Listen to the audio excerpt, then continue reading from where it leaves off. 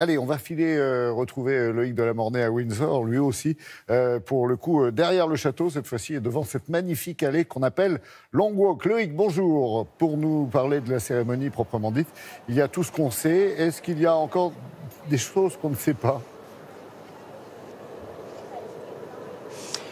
Bonjour Laurent, alors vous avez raison, ce qu'on sait c'est que nous sommes à Long Walk, comme vous l'avez dit, c'est donc cette magnifique allée derrière le château de Windsor que vous voyez juste derrière moi, et c'est notamment le long de cette allée que vont être massées évidemment toutes les personnes et tout le public, et c'est le long de cette allée que Meghan et Harry vont remonter en carrosse. Ça va vraiment être le clou, si j'ose dire, du spectacle après le mariage. Alors il y a effectivement ce qu'on sait et ce qu'on ne sait pas. Alors ce qu'on sait, c'est la bonne nouvelle, c'est que les mariés sont bien arrivés, hein. Meghan est dans un hôtel avec sa mère à une quinzaine de kilomètres au nord de Windsor. Quant au prince Harry, il est à une quinzaine de kilomètres au sud dans un autre hôtel avec son témoin de mariage, son frère, le prince William. Mais il y a encore beaucoup d'inconnus et notamment, évidemment, la fameuse robe de mariée. On vous redit ce qu'on sait et ce qu'on ne sait pas dans ce sujet réalisé par Laura Calmus. Répétition générale hier à Windsor. Sous les yeux du public, le carrosse, les gardes royaux et l'ensemble du dispositif de sécurité.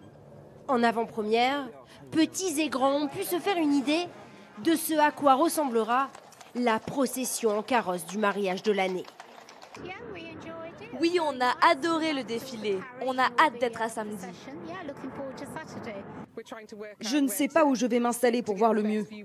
Je pense qu'il y aura beaucoup de monde. Je suis contente d'avoir vu la répétition au cas où je ne vois rien samedi. Les futurs époux, eux, ont été aperçus très brièvement. Ils étaient de passage à Windsor, sans doute, pour les quelques derniers préparatifs. Mais à un jour du mariage, une question cruciale agite la presse britannique. À quoi ressemblera la robe de Meghan ? Quelle coupe ? Quelle marque ? Mais aussi quelle couleur ? Alors, comme à chaque événement dans le pays, tradition britannique oblige, les paris vont bon train. Les gens parient sur la couleur de sa robe. Comme elle est divorcée, certains pensent qu'elle ne portera pas de blanc. Mais personnellement, j'en doute. Beaucoup ont également spéculé sur le prix, annonçant une robe à plus de 120 000 €. Mais ce n'est pas l'avis de cette experte. Selon moi, ça ne colle pas avec l'image qu'Harry et Meghan veulent donner d'un couple proche du peuple. Une robe chère n'enverrait pas le bon message. Je m'attends plutôt à ce que la robe coûte entre 35 et 45 000 €. Quant au prince Harry, il pourrait porter un uniforme de l'armée ou un costume avec, pourquoi pas, un chapeau haute forme. Un détail qui, bizarrement, ne déchaîne pas autant les passions. Loïc, est-ce qu'il y a d'autres inconnus, comme les invités, par exemple, ou ce qui va se passer après le mariage ?